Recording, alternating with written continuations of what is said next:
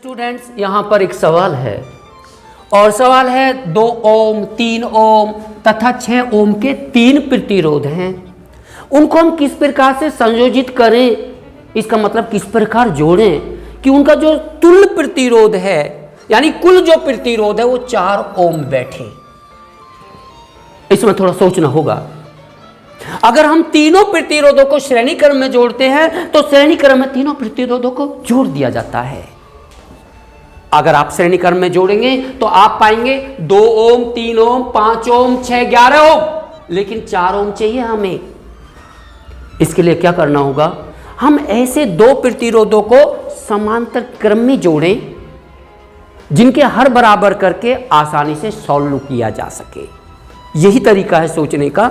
तो हमने देखा कि 3 ओम और 6 ओम को अगर हम समांतर क्रम में जोड़ें तो इनके हर इजीली सरलता से बराबर किए जा सकते हैं। इसका मतलब हम समझ गए कि 2 प्रतिरोधों को, एक तो 3 ओम को और दूसरा 6 ओम को हम कैसे जोड़ दें। हम इन दोनों प्रतिरोधों को समांतर क्रम में जोड़ दें। समांतर क्रम का मतलब है 2 बिंदुओं के बीच जोड़ देना।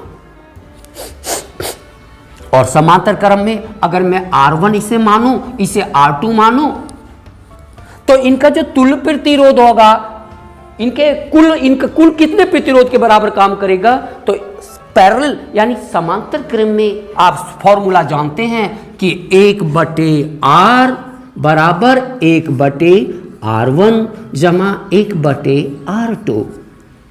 ये R1 और R2 से ज्यादा भी हो सकते थे, लेकिन जितना दिया हो हम उतना करें। यहां पर आपने देखा, इनको जब आप सॉल्व करेगा तो 1/R बराबर 1/R1 की जगह 3 ओम जमा 1/R2 की जगह 6 ओम हो गया।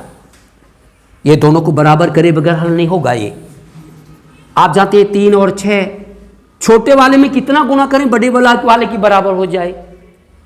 3 दूनी 6, तो 3 में 2 की गुना करें तो 6 की बराबर होगा। अगर हम नीचे 2 की गुना कर रहे हैं तो ऊपर भी 2 की गुना करना पड़ेगा। इस तरीके से देखा 1/R बराबर 2 एकम 2/3 दूनी 6 जमा 1/6। और जब नीचे वाले बराबर होते हैं तो ऊपर वालों को जोड़ा घटाया जा सकता है। आप देखें 1/R इक्वल टू 2 और 1 को जोड़ा तो 3 दोनों हर बराबर 6 लिख दीजिए। 3 एकम 3, 3 दूनी 6। कैंची की गुणा करें तो R एकम R बराबर 2 एकम 2। आपको पता लगा कि इन दोनों प्रतिरोधों का मान 2 ओम के बराबर हो गया। एम आई राइट। अब एक तीसरा प्रतिरोध और बच रहा है हमारा, क्या का 2 ओम का। और हमें कितना करना है इसको, 4 ओम। तो ये जब 2 ओम के बराबर है तो इसकी श्रेणी क्रम में अगर हम इस 2 ओम को जोड़ देते हैं तो ये तो सारा 2 ओम। तो अब क्या टोटल होगा, अब जो R टोटल होगा, RT लिख दीजिए, वो बराबर होगा इस R के और जमा इस 2 ओम के। यहां R की जगह आप लिख सकते हैं 2 ओम। तो आपने देखा टोटल R आया, T का मतलब टोटल लिख दिया है मैंने समझाने के लिए।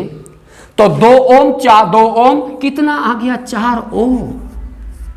इसका मतलब है ये सारे की जगह हम बराबर लिख सकते हैं, एक ही हम 4 ओम का प्रतिरोध लगा सकते हैं, क्योंकि इसका जो प्रभाव है तीनों प्रतिरोधों का वो 4 ओम के बराबर है।